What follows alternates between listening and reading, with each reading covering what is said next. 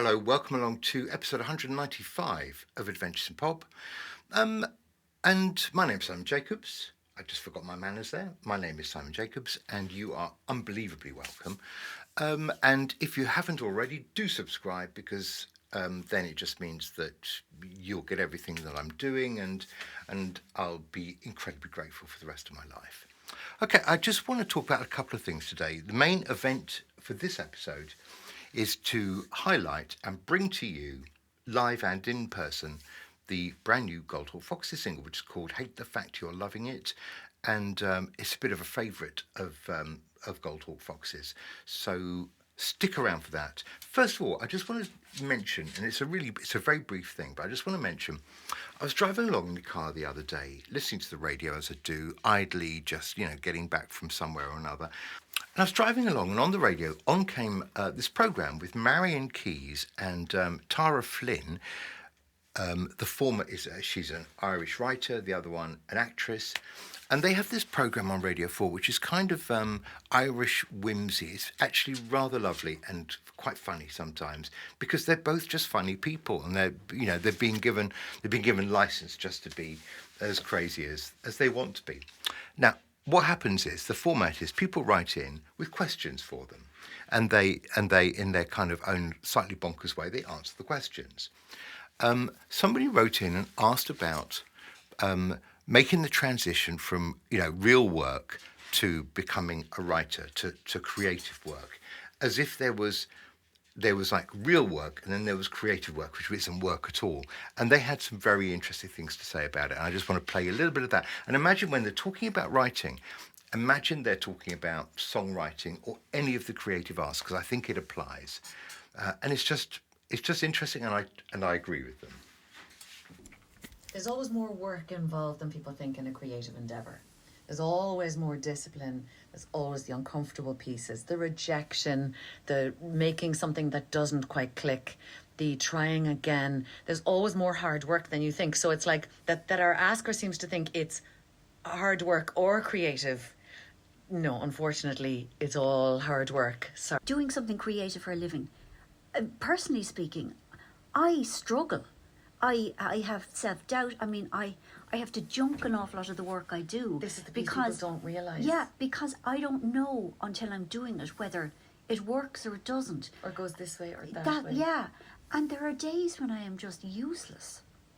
I mean, I sit there and I try, but like I have nothing inspiring. Or I write something like a paragraph or whatever, or a chapter that I think it's great, and I show it to my editor and she goes, no, this is actually taking the story nowhere. You will have to junk that. And the idea that like a creative life is, happy and skippy, and that you that there isn't any effort in it, or that there isn't, as you say, rejection or disappointment, setbacks, or realizing pressure of success. Yes. I don't mean to sound like I'm complaining, because I know that I'm really lucky, and I do feel that there isn't really anything else I could do properly, because I'm bad at an awful lot of things. But it's challenging, without a doubt. And it's not to pour cold water on your dreams. But I think, that kind of dichotomy of creative or other work, it doesn't really exist. Creative work is work. Thank you, Marian Keyes and Tara Flynn. You can catch them on Radio 4. I sound like I've turned into a BBC presenter, haven't I? I'm sorry about that. Of course, that's just the hors d'oeuvre today. The main course is the new Goldhawk Foxes single. It's called "Hate the Fact You're Loving It," and it is rather good. A kind of clubby track with a big chorus, and I thought it'd be a good idea to check out what CJ thinks of this.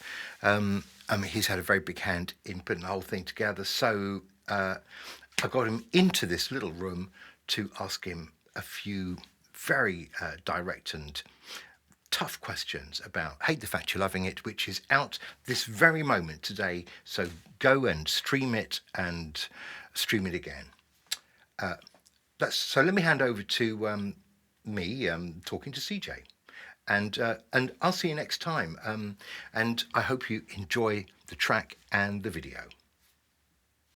As you can see, I've been joined by CJ who is the other half of Goldhawk Foxes, and the two of us are the writers of the tracks, and increasingly the producers of the tracks as well, because there's quite a lot of arranging and production going on, and they're getting a bit more sophisticated. And I guess that brings us neatly to Hate the Fact You're Loving It, which is out on Friday. Tell us a little bit about the writing process, first of all, maybe just like, what do you remember about actually writing that track? That it was very easy to write. Almost as if it was like, sometimes I think everyone would agree that any sort of creativity, sometimes it's like the ideas are being fed to you. And it just comes. Yeah, definitely. Because I can't remember much about it because it was pretty fast. It was very fast, yeah. Especially when like that initial idea of what someone wanted to go out and have a good night out, but then they just didn't want to be. They just wanted someone. They wanted to meet someone with some individuality. If anything, if they were gonna, latch onto someone for that night or whatever, or have a good experience for that night, they were only gonna accept someone who wasn't, like lately they all act the same. I don't want someone that's lame. It's like they wanted someone with a bit of individuality. Yeah. In that sense, I think it was quite easy when we realised we want someone with a bit of individuality, or not just the same old lame carbon copy.